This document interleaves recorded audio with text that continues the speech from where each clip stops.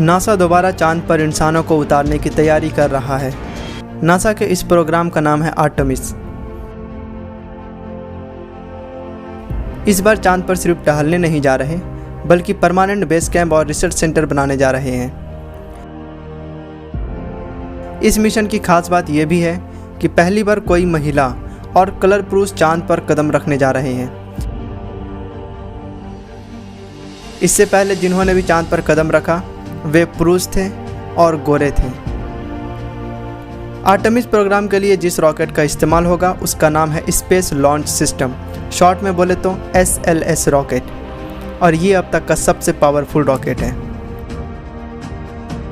इस वीडियो में हम Artemis program, SLS rocket,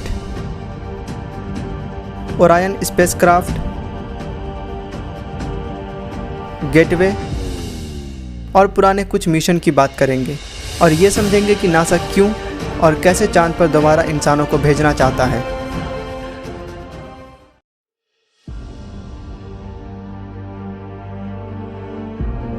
space mission के दो मेन हिस्से होते हैं, पहला होता है रॉकेट और दूसरा होता है स्पेसक्राफ्ट।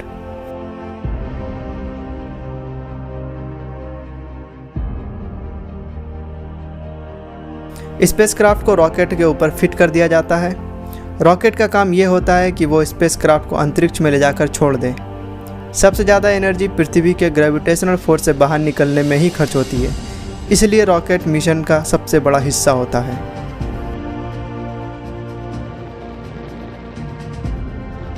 स्पेसक्राफ्ट को पृथ्वी के ऑर्बिट में छोड़ने के बाद रॉकेट नीचे आ जाता है। आगे का रास्ता स्पेसक्राफ्ट अकेले तय करता है।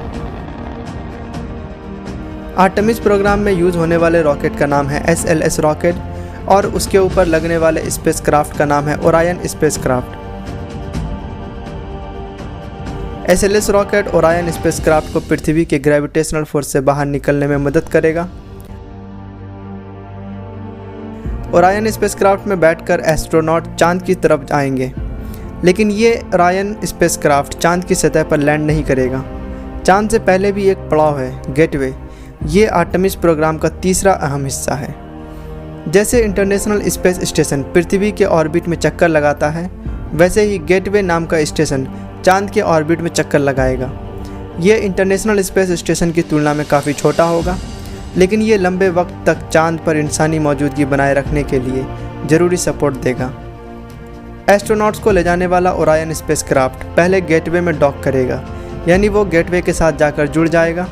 फिर एस्ट्रोनॉट्स ओरायन से निकलकर गेटवे में दाखिल होंगे।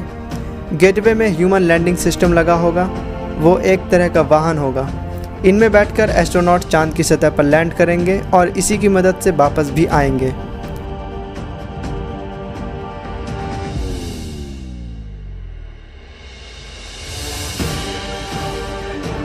चांद से लौटते वक्त एस्ट्रोनॉट दोबारा गेटवे में आएंगे।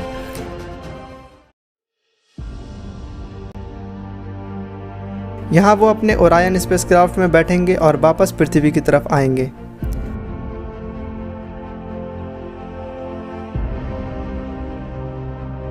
लेकिन ये सब तीसरे मिशन में होगा, यानी 2024 में। तो अभी क्या होने वाला है? सबसे पहले आर्टेमिस 1 लॉन्च होगा सितंबर 2022 में, रॉकेट और स्पेसक्राफ्ट को टेस्ट करने के लिए। इस मिशन में कोई इंसान नहीं होगा, सिर्फ रॉकेट और स्पेसक्राफ्ट होगा। स्पेसक्राफ्ट जाकर चांद के चक्कर काट आएगा।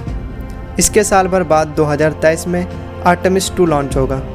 इस मिशन में स्पेसक्राफ्ट के अंदर एस्ट्रोनॉट बैठे होंगे, लेकिन वो चांद की सतह पर लैंड नहीं करेंगे। ये उनकी टेस्ट फ्लाइट होगी। ये लोग सिर्फ चांद का चक्कर काटकर वापस आ जाएंगे।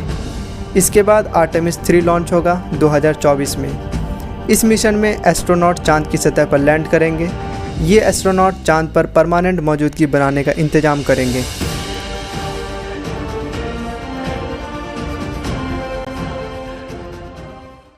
आर्टेमिस प्रोग्राम में जाने वाले एस्ट्रोनॉट चांद के अनछुए हिस्सों में जाएंगे, जहां पहले कोई नहीं गया।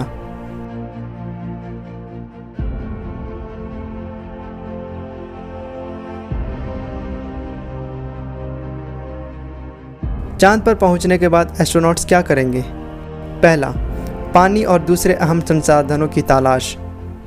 ऐसे संसाधन जिनका इस्तेमाल करके चांद पर डेरा जमाया जा सके। दूसरा, चांद के कई रहस्यों से पर्दा उठाने की कोशिश होगी, जिससे हम अपने ग्रह पृथ्वी और ब्रह्मांड के बारे में अपनी समझ दुरुस्त कर सकें। तीसरा, पृथ्वी के अलावा अंतरिक्ष में किसी और जगह पर रहना सीखेंगे। चौथा, इसके साथ वो टेक्नोलॉजी भी टेस्ट हो जाएगी जो एस्ट्रोनॉट्स को मंगल ग्रह पर भेजने के लिए ज़रूरी है।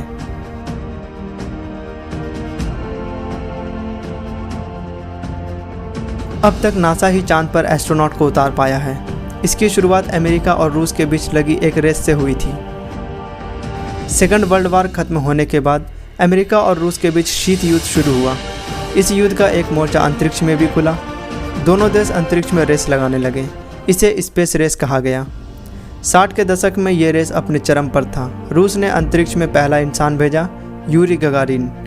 अमेरिका यहाँ पीछे रह गया। लेकिन अब चांद पर जाने की बारी थी। रेस का अगला पड़ाव चांद था। अमेरिका की स्पेस एजेंसी नासा ने चांद पर मनुष्य भेजने के लिए अपोलो प्रोग्राम शुरू किया। साल 1969 नासा ने अपोलो 11 मिशन चांद की तरफ भेजा।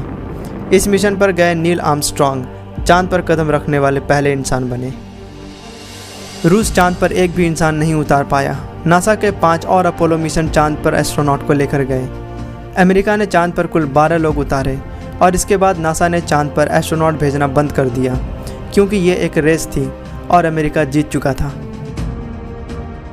1972 में आखिरी बार किसी इंसान ने चांद पर कदम रखा था। अपोलो 17 इस प्रोग्राम का आखिरी मिशन था।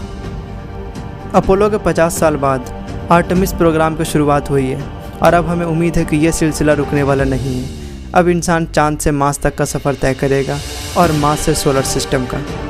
आई होप कि ये वीडियो आपके लिए इन्फॉर्मेटिव होगा। अगर वीडियो इन्फॉर्मेटिव लगा तो वीडियो लाइक कर दीजिए और ऐसे ही इन्फॉर्मेटिव वीडियो देखने के लिए चैनल को सब्सक्राइब कर लीजिए।